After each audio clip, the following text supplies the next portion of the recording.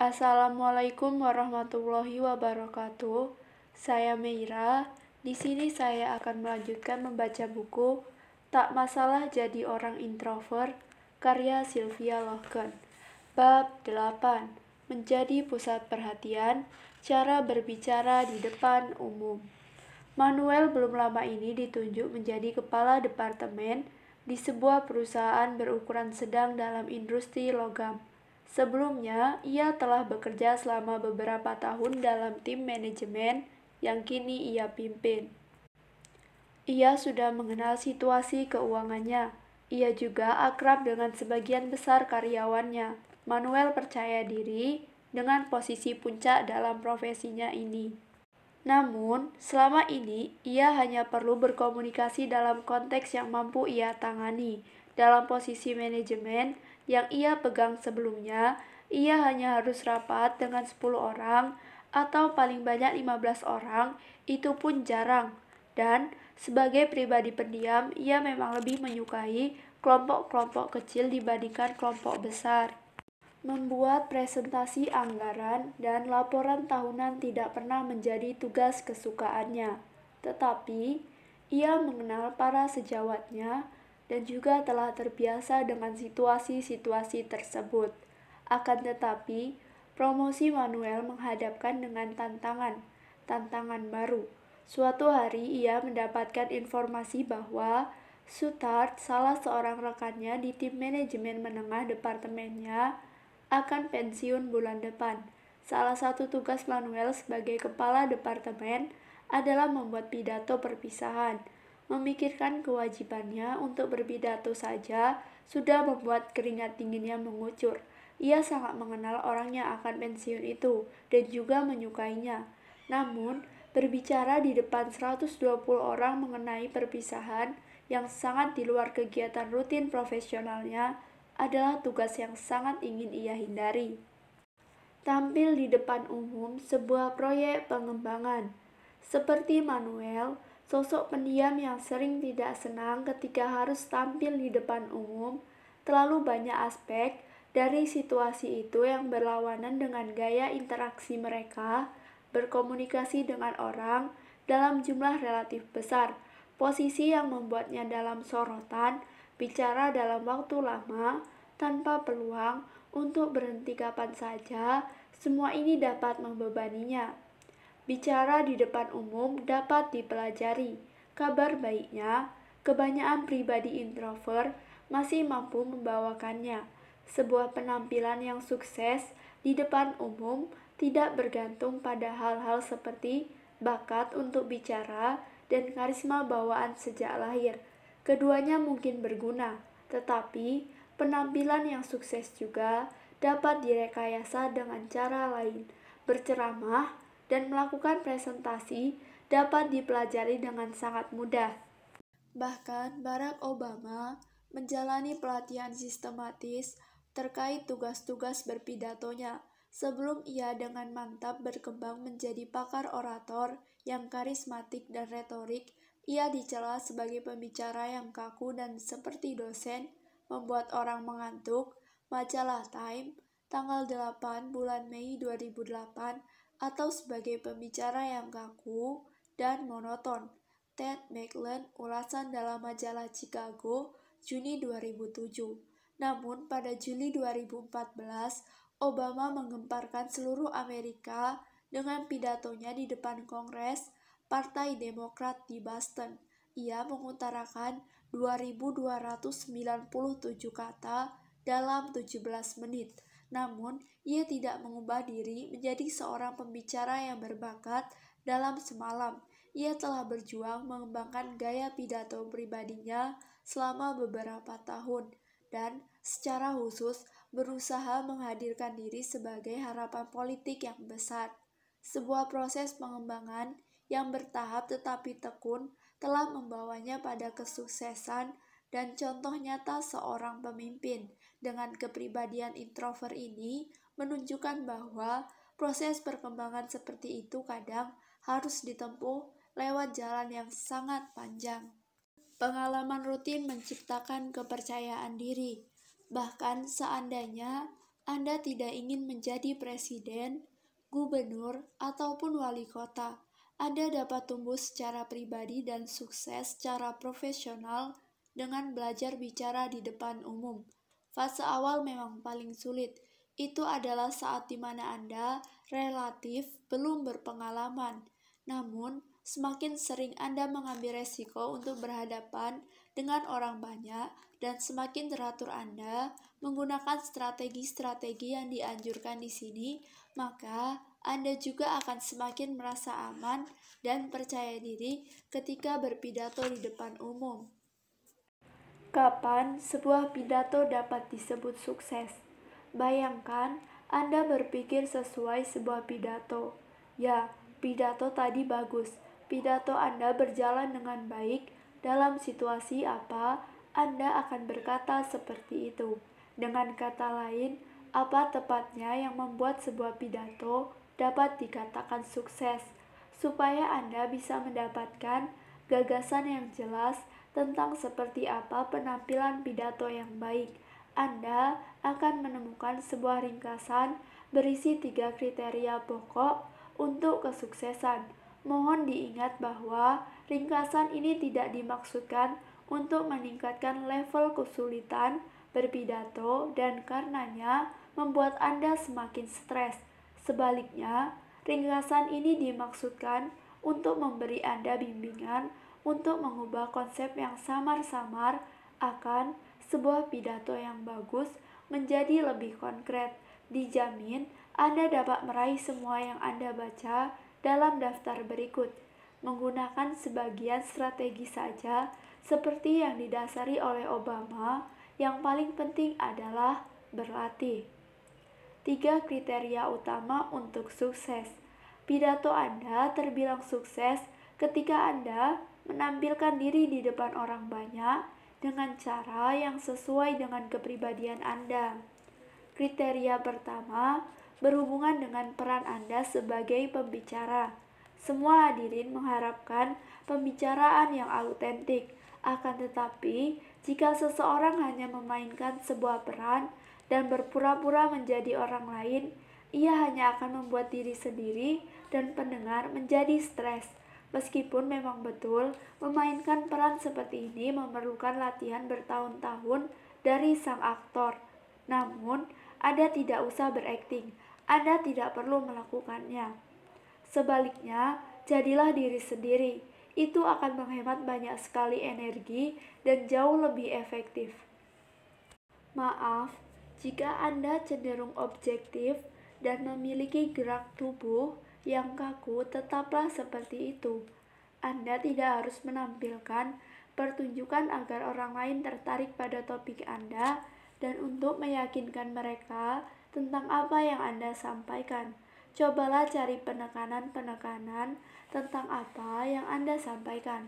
Cobalah cari penekanan-penekanan positif lain, misalnya membuat orang percaya pada yang sedang Anda katakan dan menyampaikan bahwa Anda sepenuhnya siap menangani masalah yang sedang dihadapi, atau beri kesan bahwa masalah itu sangat penting bagi Anda. Anda dapat menciptakan pengaruh seperti ini dengan tampil tenang, teliti, dan memiliki pengetahuan akan masalah. Gunakan pendekatan yang tenang apabila Anda bukan tipe penghibur. Bertahanlah dengan gerak tubuh yang asli, bukan yang dibuat-buat. Apabila Anda lebih nyaman dengan pendekatan itu, pendek kata, carilah gaya pribadi Anda sendiri. Tersenyum pada momen yang tepat dapat jauh lebih berpengaruh daripada tertawa terbahak-bahak yang dibuat-buat, yang tidak mencerminkan diri yang sejati. Jika Anda tidak yakin di mana letak kekuatan Anda, konsultasikan dengan orang-orang terdekat. Bagaimana Anda dalam pandangan mereka? Satu hal yang penting, jika Anda ingin tampak percaya diri, Anda hanya perlu memanfaatkan kekuatan-kekuatan Anda dan membangun penampilan berdasarkan kekuatan itu. Dan seperti yang telah ditunjukkan oleh buku ini kepada Anda, hambatan-hambatan Anda terletak dalam bayangan kekuatan-kekuatan Anda. Jadi, Anda harus menyadari hambatan-hambatan ini membiasakan diri dengan titik-titik lemah dan kebutuhan-kebutuhan Anda sendiri. Dan jangan sampai Anda dikejutkan oleh semua itu. Manuel sekarang menjabat kepala departemen dan kekuatan-kekuatannya terletak pada kenyataan bahwa ia berbicara dengan tenang dan menggunakan volume yang tepat. Ia juga dapat menghadapi pendengar seolah-olah sedang berbicara secara pribadi dengan mereka. Ia sadar bahwa ia mampu memanfaatkan gaya interaksi personalnya dengan sangat baik pada kesempatan ini. Sebuah pidato perpisahan yang juga merupakan penampilan pertamanya di depan seluruh tim. Sebuah pertanyaan bagi Anda untuk pidato Anda yang mendatang. Apa yang harus menjadi karakteristik utama Anda sebagai seorang pembicara? Berikut ini beberapa usulan. Santai, objektif seperti mengobrol, atau humoris, hangat, sederhana bahkan ketika berurusan dengan perkara sulit, atau optimis, reflektif, suara yang bertenaga, atau memotivasi, jelas, gerak yang bersemangat, atau meyakinkan, jujur, intonasi yang hidup, atau serius, tegas, sikap yang tenang, atau substansial dan transparan. Kualitas-kualitas tambahan yang dapat Anda miliki, tolong sebutkan. Pidato Anda akan sukses jika Anda menyampaikan pesan yang jelas. Kriteria kedua adalah tentang isi ceramah Anda. Apa tepatnya poin-poin pokok dalam pidato Anda? Seandainya pendengar Anda hanya mengambil satu kalimat dari poin-poin yang Anda jadikan pesan utama, kalimat apa itu? Tidak ada pembicara yang boleh naik ke atas podium tanpa pesan pokok.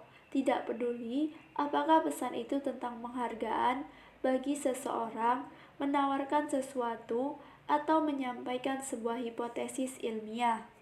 Manuel telah merumuskan pesan pokoknya, yaitu kami menghargai Anda, Stuart, dan seperti Anda, kami ikut senang dengan babak baru dalam kehidupan Anda ini. Ia mengambil ini sebagai sebuah basis untuk mengumpulkan informasi khusus tentang Stuart yang dapat ia gunakan untuk menerangkan poin tadi. Apa yang pernah ia kerjakan bersama Manuel, bagaimana opini anggota departemen terhadapnya, apa yang membuatnya berbeda. Sebagai seorang sejawat, Manuel ingin menggunakan semua informasi ini untuk membangun poin pokok dan menyajikannya. Pada dasarnya, orang pendiam merasa kriteria sukses kedua yang terkait dengan konten ini paling mudah diakses, dan ini tidak hanya berlaku bagi para introvert yang ahli menganalisis kekuatan 6. Sosok pendiam umumnya memang cenderung memikirkan dengan cermat apa yang ingin mereka katakan sebelum mengatakannya. Diperlukan disiplin untuk mereduksi pidato menjadi satu pernyataan padat, namun kedisiplinan ini berbuah manis begitu Anda berhasil menemukan poin pokok dalam pidato Anda. Akan mudah bagi Anda untuk secara sistematis membangun dan mengeksplorasi semua poin lain yang ingin Anda sampaikan. Ini juga memudahkan Anda dalam melakukan pembahasan, selain juga memudahkan para pendengar menangkap maksud Anda. Pernyataan-pernyataan bagi Anda untuk pidato Anda berikutnya. Apa poin pokok Anda dalam satu kalimat saja? Bahan apa yang Anda perlukan untuk membangun pesan pokok Anda dan membahasnya? Bahan apa yang Anda perlukan untuk menyajikan pesan pokok Anda secara hidup dan menarik? Pidato Anda akan sukses jika Anda menyesuaikan diri dengan pendengar dan kebutuhan-kebutuhan mereka. Kontak positif dengan pendengar Anda adalah kriteria sukses utama ketiga. Pidato Anda hanya bisa betul-betul sukses jika Anda berhasil menyampaikan poin-poin Anda kepada para pendengar. Secara konkret, ini berarti para pendengar dapat mengikuti Anda karena Anda memberi mereka arahan-arahan cukup dan juga ingin mengikuti Anda, karena yang Anda sampaikan menarik. Kriteria ini membuat peran Anda sebagai seorang pembicara lebih mudah. Ini membuat fokus Anda teralihkan dari keharusan membuat kesan positif sementara Anda berdiri di tengah lampu sorot yang terang benderang. Sebagai gantinya, Anda berfokus pada apa yang dibutuhkan oleh para pendengar sehingga penyampaian poin-poin Anda bertarget memecahkan masalah orang lain. Jadi, pertanyaan yang tersisa adalah, apa kebutuhan para pendengar Anda? Atau lebih tepatnya, bagaimana cara memulai dan apa cara terbaik untuk membuat isi pidato Anda menarik bagi para pendengar? Sebuah jawaban yang bermakna dapat ditemukan dengan menanyakan pertanyaan-pertanyaan lanjutan yang akan membantu Anda mempersiapkan pidato Anda. Informasi apa yang diperlukan oleh para pendengar Anda? Apa yang sudah mereka ketahui tentang topik itu? Gaya bahasa seperti apa yang paling tepat digunakan? Suasana hati seperti apa yang sedang dimiliki oleh orang-orang di tempat Anda akan berpidato? Dan harapan-harapan apa yang akan mereka taruh di pundak Anda? Apakah Anda ingin memberi kejutan atau mencoba memenuhi apa yang menurut Anda adalah harapan-harapan mereka? Kriteria ini menunjukkan kepada Manuel bahwa perhatian para pendengarnya akan berfokus pada dirinya. Bagaimana kepala departemen yang baru ini menjalankan tugas tersebut? Bagaimana sikapnya kepada sesama karyawan? Ia memutuskan bahwa ia akan mengucapkan selamat jalan kepada Stuart dengan cara yang akan membuat para karyawan merasa bahwa orang yang berdiri di depan mereka adalah sosok yang penyayang dan hormat kepada mereka. Selain itu, mereka juga akan melihat bahwa ia mampu berpikir jernih. Beberapa pertanyaan bagi Anda untuk pidato Anda berikutnya. Orang-orang macam apa yang mungkin akan menghadiri pidato Anda? Kualitas-kualitas penting apa yang diperlukan untuk pidato Anda? Bagaimana penilaian yang akan diberikan oleh pendengar kepada Anda dan peran Anda? Dan apakah pendengar Anda terdiri atas beberapa kelompok dengan sifat-sifat yang berbeda? Apa saja? Seberapa baik pengetahuan para pendengar tentang topik pidato Anda? Apa yang mungkin terpikir oleh pendengar tentang topik pidato Anda? Apa kesamaan dengan Anda yang dapat ditemukan pada para pendengar dan barangkali dapat digunakan sebagai titik awal pidato Anda? Contoh, latar belakang, pelatihan, minat, afiliasi, ataupun pandangan. Bagaimana Anda akan meragamkan topik Anda berdasarkan pernyataan-pernyataan ini? Segitiga kriteria sukses. Jika Anda mengikuti ketiga kriteria sukses berikut, itu artinya Anda sudah dalam perjalanan menuju pidato yang sukses. Diagram di halaman berikutnya menunjukkan hubungan-hubungan di antara ketiganya. Langkah berikutnya membawa kita ke babak persiapan. Jika Anda meluangkan waktu di sini, Anda akan mampu membangun kepercayaan diri maupun sikap yang responsif. Secara khusus, ini adalah tahap yang menyenangkan bagi pribadi pendiam. Sebuah pidato dapat disiapkan di tempat yang tenang dan hening, sendirian, tanpa orang lain sama sekali. Autentik, percaya diri, pembicara, kontak pendengar, fokus, tertarik, kompatibilitas, pokok bahasan, terstruktur, mudah dipahami, hidup, kompeten, kesempatan, dan perlindungan. Babak persiapan, keuntungan dari perencanaan. Berpikir dahulu sebelum berbicara. Nasihat ini mungkin pada awalnya berasal dari sosok pendiam. Idealnya Anda akan mempunyai banyak waktu untuk melakukannya. Namun biasanya waktu yang tersedia tidak banyak, maka Yang lebih penting adalah bekerja dengan serius dan penuh konsentrasi kekuatan 3 ketika Anda sedang menyiapkan yang ingin Anda katakan. Merencanakan memberi Anda dua keuntungan sekaligus.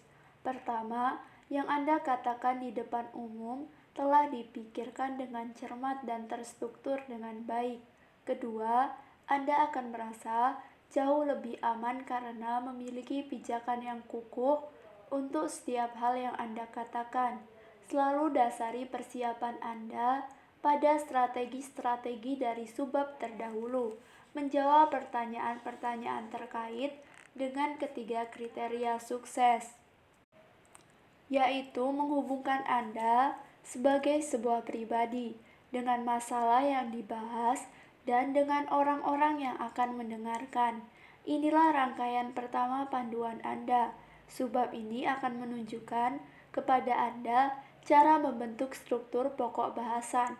Pidato apapun, entah sambutan sebelum perjamuan, ketika menyampaikan laporan perusahaan, atau pidato selamat jalan manual untuk steward, terdiri atas 3 bagian, ada pendahuluan, bagian isi, dan kesimpulan.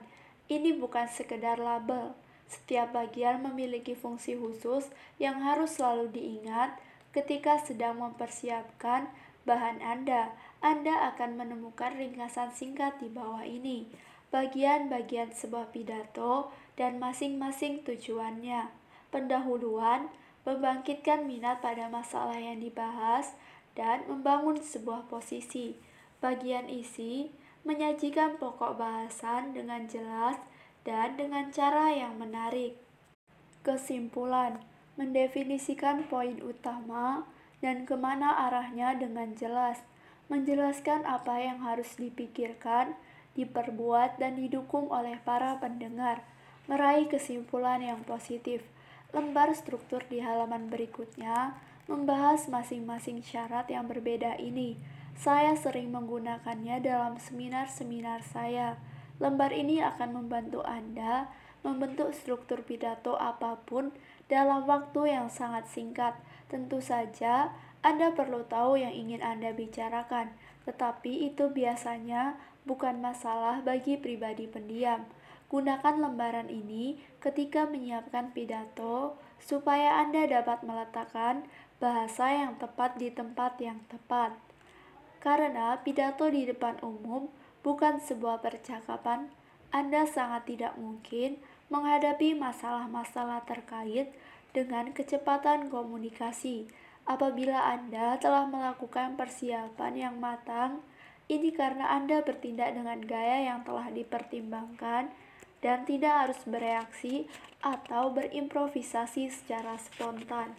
Manfaat kekuatan-kekuatan Anda ketika berpidato. Kebanyakan orang pendiam memandang berbicara di depan umum sebagai wilayah kaum ekstrovert, sebagai platform yang sangat disukai oleh para ekstrovert dan memang dibuat khusus untuk mereka. Pandangan ini bisa sangat menurunkan semangat, padahal pribadi pendiam mempunyai beberapa poin positif yang menguntungkan mereka saat berpidato, dan poin-poin itu dapat dimanfaatkan untuk memudahkan mereka ketika harus memberi pidato atau ceramah. Menyiapkan sebuah pidato, lembar struktur. Yang pertama judul, kedua pokok pembahasan, lalu pendahuluan, zoom in, memperkenalkan pokok bahasan dari sesuatu yang sudah biasa atau sesuatu yang di luar dugaan. Ringkasan isi, selanjutnya bagian isi terbagi atas 3 aspek. Aspek pertama, implikasi atau keuntungan. Aspek kedua, implikasi atau keuntungan. Aspek ketiga, implikasi atau keuntungan. Kesimpulan, ringkasan atau pengulangan pokok-pokok bahasan. Zoom out, menempatkan yang telah dikatakan dalam konteks lebih luas. Kekuatan khas orang introvert. Seperti dalam 2 bab terakhir, Anda juga akan menemukan kekuatan-kekuatan khas introvert dalam bab ini. Fokusnya adalah ketika sosok introvert harus berpidato. Saya ingin menggunakan contoh-contoh ini untuk menunjukkan sesuatu yang sering terlewatkan oleh sosok pendiam, kenyataan bahwa mereka dapat memanfaatkan keunggulan-keunggulan mereka sendiri untuk mendapatkan nilai bagus di mata para pendengar. Kekuatan 2, penguasaan substansi. Orang-orang yang menguasai substansi tahu apa yang sedang mereka bicarakan. Ini tentu saja lebih terbukti lagi pada pidato yang disampaikan kepada banyak orang sekaligus. Manuel tentu tidak akan pernah membayangkan tampil di depan umum untuk mengatakan hal-hal yang remeh atau mengungkapkan gagasan-gagasan yang belum pernah ia pikirkan masa-masa. Berikut ini sebuah ringkasan yang menunjukkan konsekuensi paling penting dan paling baik dari menggunakan bahan dengan substansi yang kaya ketika berpidato. Keuntungan-keuntungan dari pidato yang memiliki substansi. Yang pertama, pidato atau ceramah tidak berisi kata-kata basa-basi atau klise yang membosankan. Saya senang karena banyak di antara Anda telah datang. Sebelum menutup pidato ini, saya ingin. Yang kedua, pokok bahasan telah dipikirkan dengan matang dan telah diperiksa dengan cermat. Yang ketiga, tidak ada promosi diri yang berlebihan atau kelakar yang konyol. Yang keempat, informasi tentang pembawaan pidato atau ceramah dipilih dengan cermat dan sesuai dengan pokok bahasan. Yang kelima, tingkat kepentingan pokok bahasan ditunjukkan dengan jelas. Sebagai ringkasan keuntungan, ini menjadikan pembicara atau penceramah tanpa menonjolkan diri, berkonsentrasi pada pokok bahasan, langsung masuk ke substansi, dan memperhitungkan rentang waktu secara perhatian orang-orang mendengarkan. Substansi sangatlah berdampak, tidak hanya karena pokok bahasan yang disampaikan. Pendengar juga bisa mendapatkan kesan bahwa pembicara di depan mereka mengatakan sesuatu tentang dirinya yang berkaitan dengan pokok pembahasan. Maka bertanyalah kepada diri sendiri apa yang penting, relevan, atau menarik bagi Anda secara pribadi terkait dengan pokok bahasan. Berapa banyak yang dapat Anda masukkan ke dalam pidato? Apa hubungan Anda dengan topik yang akan dibahas? Apa saja yang dapat dimasukkan ke dalam pidato? Ketika mengajukan pertanyaan ini, Manuel teringat perjalanan ke sebuah lembaga pendidikan yang pernah ia lakukan bersama Stuart. Ini memberinya sebuah kesempatan untuk menyaksikan sebuah sisi lain yang tak terduga dari temannya itu. Stuart bercerita kepadanya awalnya dengan ragu, tetapi setelah itu makin bersemangat tentang pameran pertama yang baru ditawarkan kepadanya sebagai seorang pematung amatir. Tidak seorang pun di tempat kerja tahu tentang hal ini, tetapi sekarang Manuel telah mendapatkan izin dari teman yang pensiun itu untuk membicarakannya. Sungguh pokok bahasan yang istimewa. Sekarang Stuart dapat berkonsentrasi pada sesuatu yang sangat penting, berharga, dan sangat bermakna baginya. Dan Manuel dapat menyampaikan kepada para pendengar betapa terkesannya ia ketika menyaksikan patung-patung karya Stuart. Kekuatan 3, konsentrasi. Bahkan walaupun pokok bahasan telah disampaikan dengan sebaik-baiknya oleh Manuel, sebelum naik ke podium ia masih khawatir apakah gaya pendekatannya yang tenang dan seperti mengobrol bisa cocok bagi banyak pendengar atau tidak. Namun, karena konsentrasi merupakan salah satu kekuatannya, ia tidak perlu terlalu khawatir. Manuel dapat mengamankan poin positif dengan cara menaikkan intensitas seperti yang biasa dilakukan oleh kaum ekstrovert, dan gerak tubuh dan penyajian yang bersemangat. Dengan kata lain, ia dapat mengarahkan seluruh perhatian kepada situasi ini, kepada isi pembicaraan, dan kepada para pendengar yang penting, dan mengarahkan seluruh energinya ke dalam pidato itu. Yang paling penting adalah Manuel memusatkan energinya pada bagian yang berguna untuk pidato itu. Dengan mengambil kesempatan ini, dengan menyajikan pokok bahasan ini kepada para pendengar ini. Tentu saja, berkonsentrasi pada diri sendiri bisa menjadi kontraproduktif ketika sedang berpidato. Ini bisa membuat sang pembicara kehilangan pijakan. Pada dasarnya, berfokus terlalu kuat pada diri sendiri tidak betul-betul diperlukan. Bahasa tubuh dan suara sangat cenderung menyesuaikan diri dengan suasana hati sang pembicara dan pada yang sedang terjadi di kepalanya. Itu sebabnya dampaknya bisa luar biasa. Hasilnya seringkali jauh lebih hebat dari ekspektasi. Gunakan sikap tubuh yang sedikit tetapi jelas. Sikap tubuh yang berlebihan tidaklah penting. Yang jauh lebih penting adalah gerak tubuh yang jelas, atau dengan kata lain, gerak yang memiliki awal dan akhir. Hal yang sama berlaku untuk intonasi. Anda tidak perlu berlebihan mencermati intonasi, tetapi cermatlah ketika mengucapkan setiap kalimat sampai ke ujungnya. Dengan kata lain, jangan kehilangan tenaga sebelum selesai, dan berikan jeda-jeda yang disengaja pada poin-poin yang penting. Usahakan pula agar pernyataan terdengar sebagai pernyataan, bukan pertanyaan. Membuat pernyataan terdengar seperti pertanyaan, itulah yang ingin saya katakan. Merupakan sesuatu yang sering saya dengar dari sosok pendiam. Artinya, mereka secara tidak sengaja membuat intonasi mereka mempertanyakan penegasan dan gagasan mereka sendiri. Dan karena itu merenggut daya gempur dari yang telah dimungkinkan oleh kemampuan konsentrasi sang pembicara. Sebagai kesimpulan, dapat dikatakan bahwa konsentrasi memungkinkan Anda mengerjakan yang Anda kerjakan dengan tenang, bertenaga, dan dedikasi.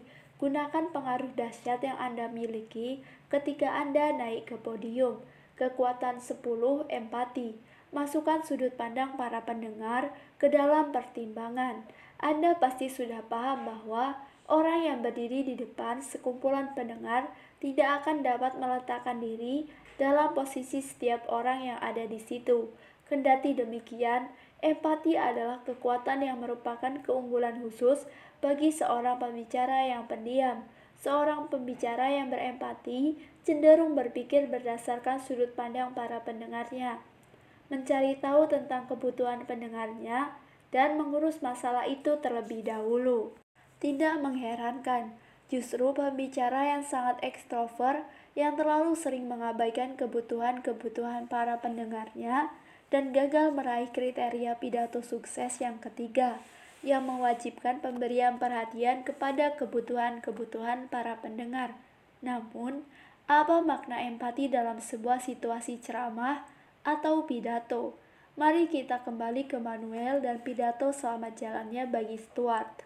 Karena Manuel mampu berpikir empatik, ia bersedia melakukan hal-hal berikut dalam pidatonya. Yang pertama, mempertimbangkan yang dipikirkan oleh sesama karyawan tentang Stuart. Mereka akan merasa kehilangan dan Manuel akan menekankan hal ini dalam pernyataan-pernyataan yang konkret. Kedua, mampu menilai apa yang akan dianggap menarik oleh para pendengar. Dalam hal ini ia sendiri dalam perannya yang baru. Yang ketiga, memastikan bahwa para pendengar akan menemukan cara untuk mendengarkannya. Ia akan mencakup pembahasan mengenai pengalamannya dengan Stuart sebagai seorang pematung amatir. Yang keempat, melibatkan para pendengar dalam peristiwa itu. Pada akhir pidatonya, ia akan meminta 3 teman terdekat Stuart untuk maju dan menyerahkan kenang-kenangan dari departemen sambil menyampaikan beberapa patah kata mereka sendiri. Berpidato tanpa catatan. Manuel pasti akan mengikuti saran yang telah diberikan oleh pelatihnya. Ia akan berbicara tanpa catatan dan hanya memegang catatan berisi topik-topik besar sehingga ia tidak akan tergoda untuk membaca dari naskahnya dan terancam menghindari kontak dengan para pendengar. Hambatan 9.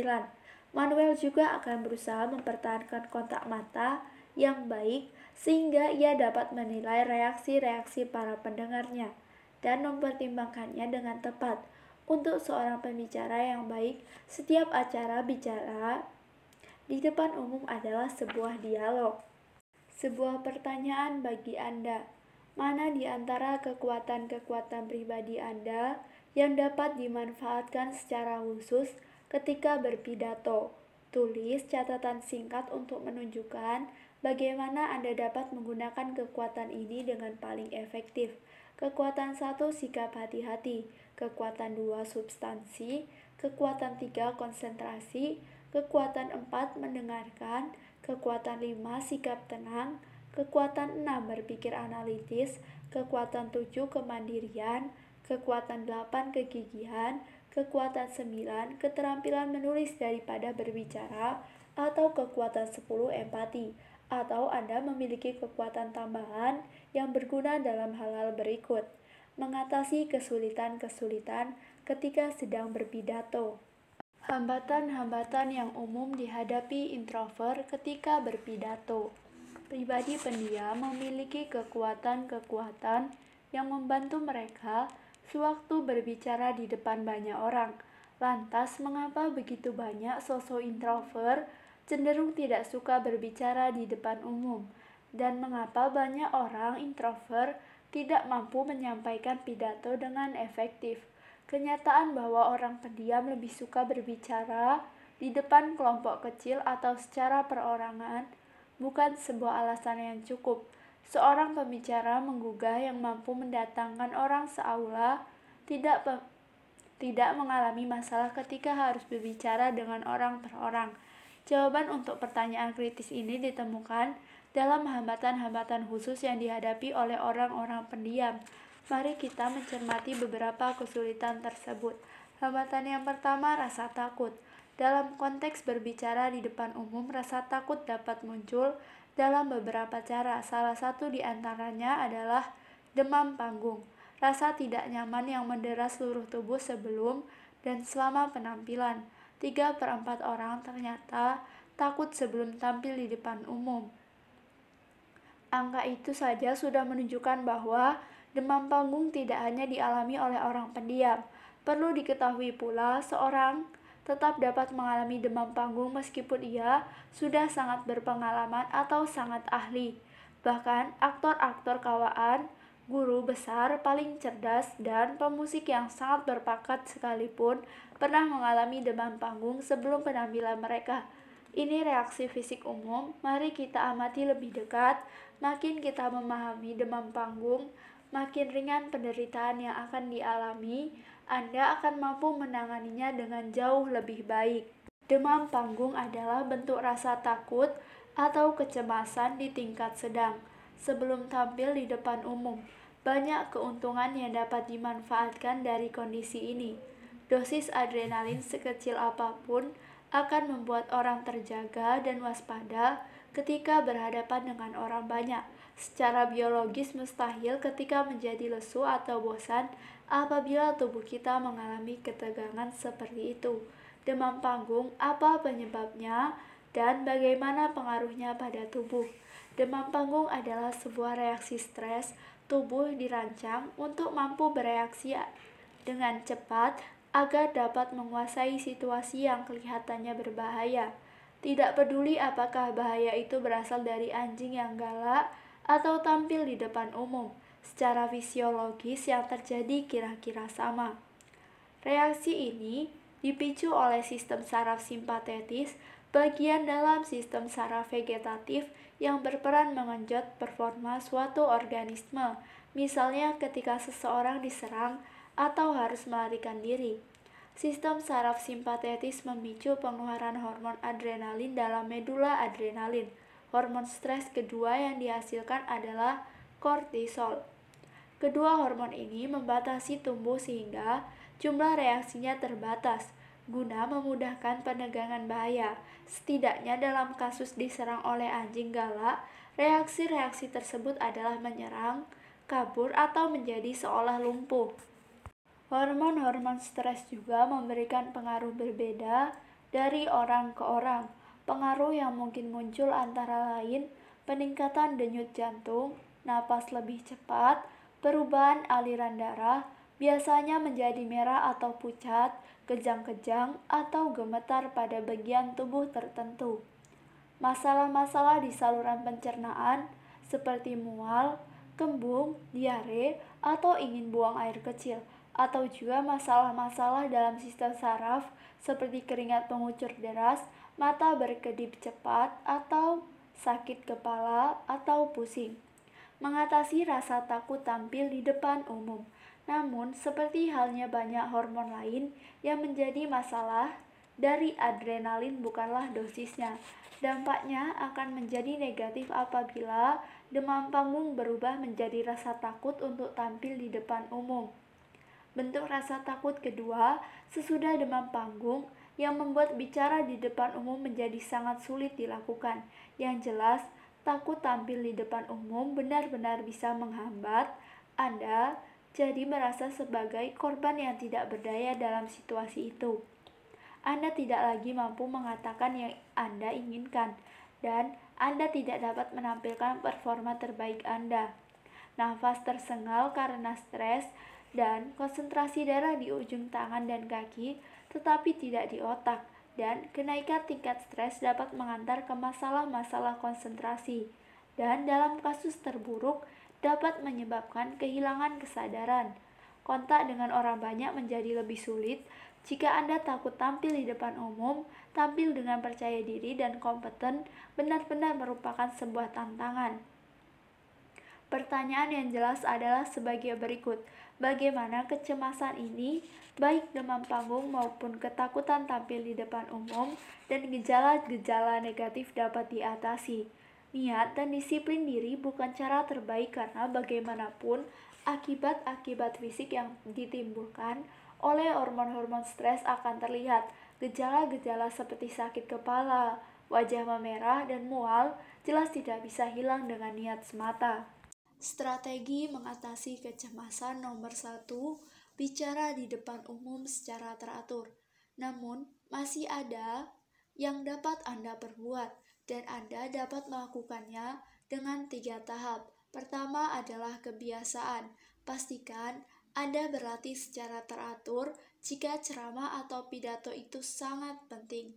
Anda dapat berlatih dengan teman-teman dan rekan kerja yang dapat dipercaya sebagai pendengar.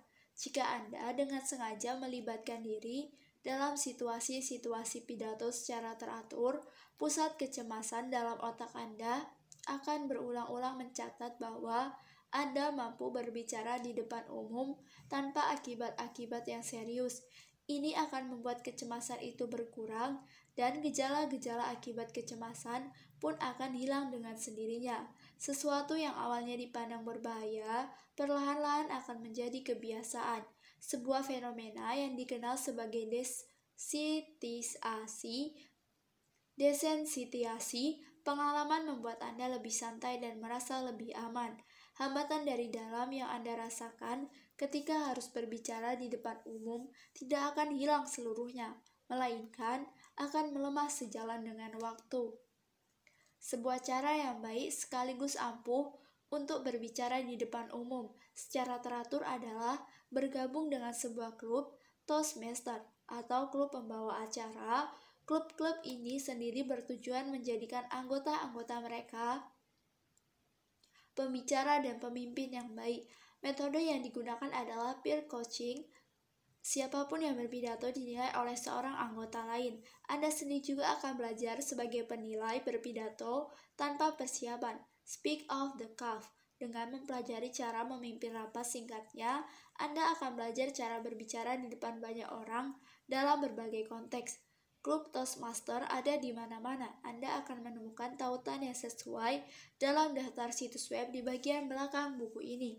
Bagaimanapun ingat, jika Anda menderita kecemasan yang parah terkait bicara di depan umum, yang terbaik adalah dibantu melalui proses desensitasi oleh seorang yang pernah mengikuti pelatihan psikologis yang sesuai.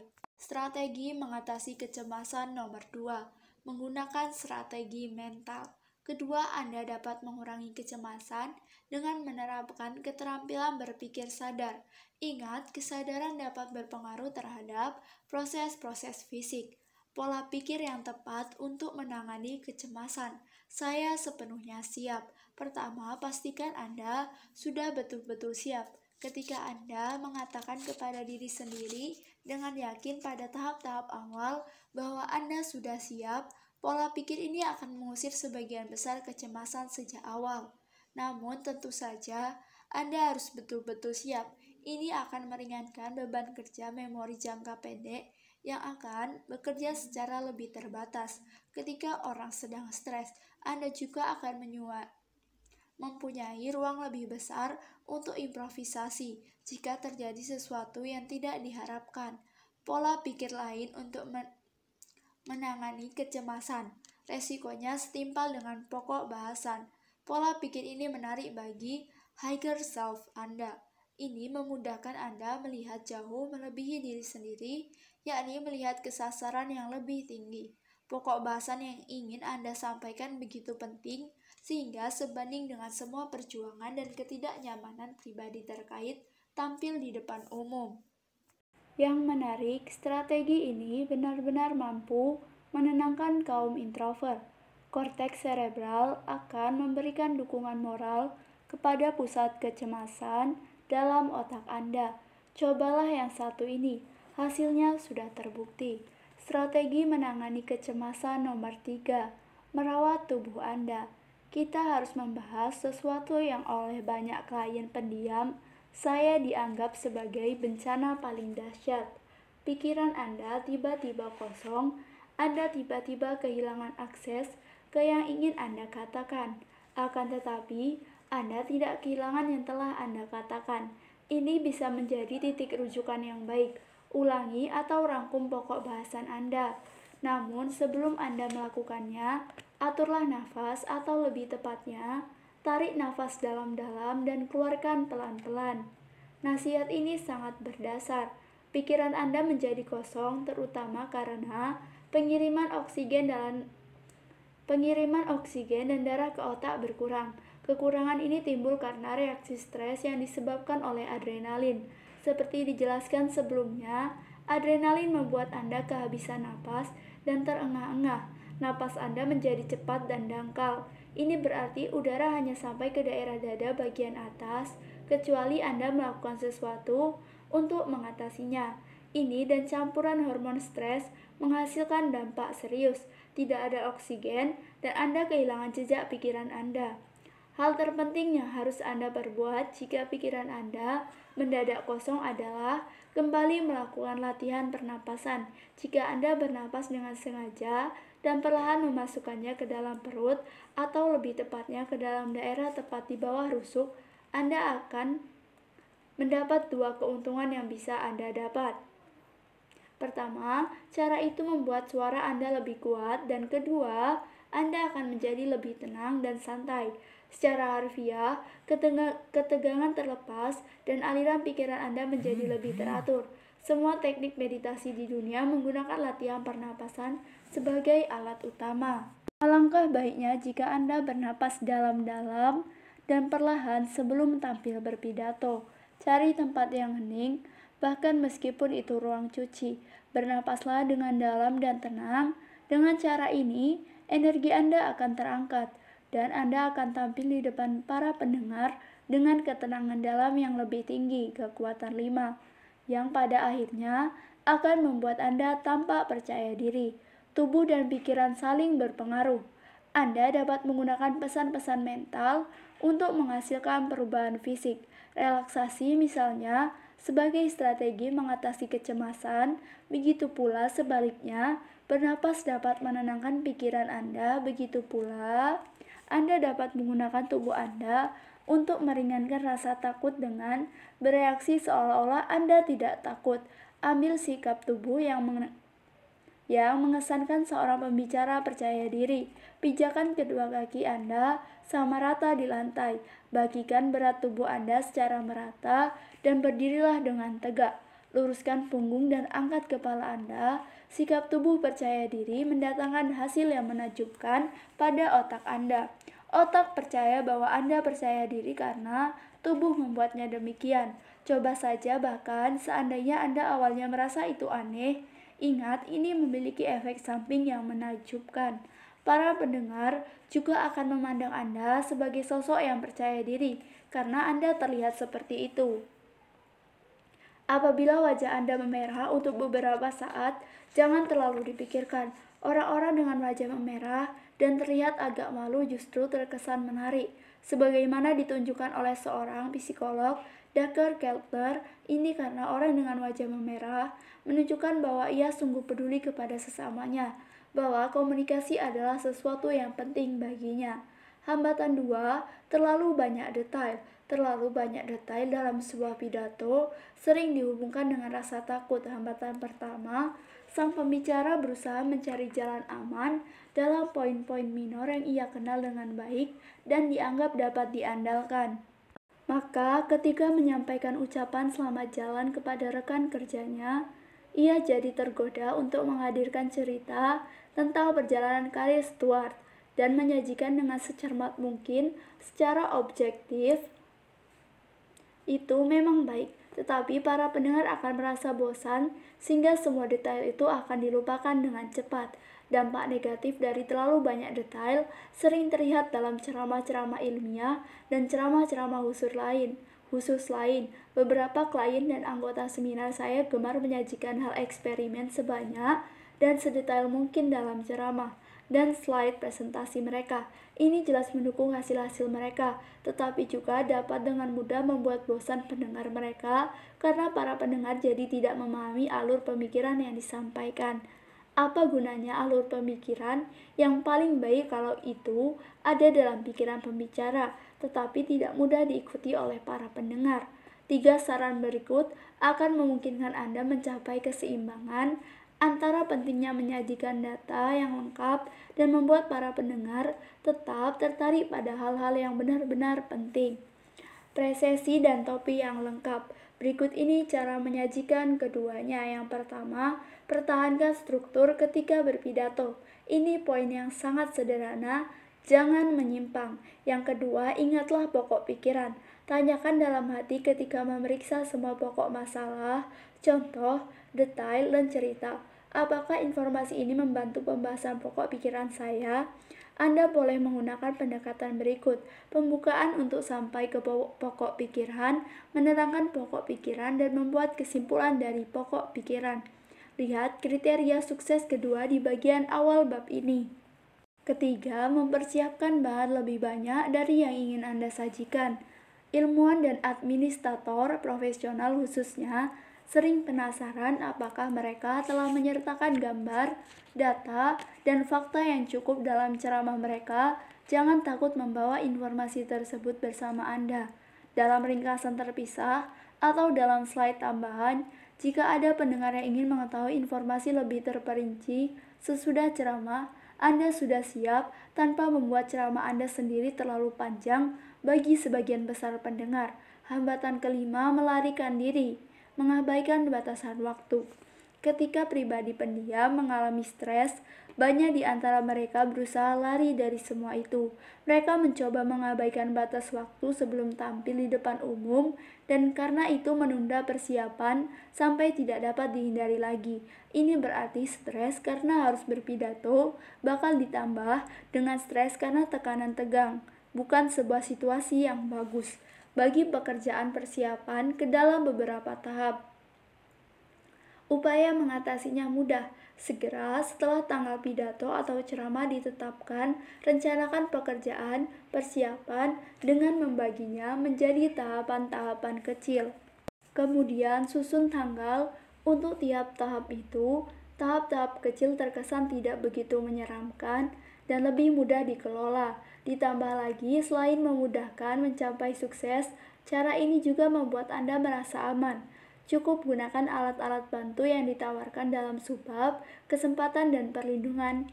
Babak persiapan.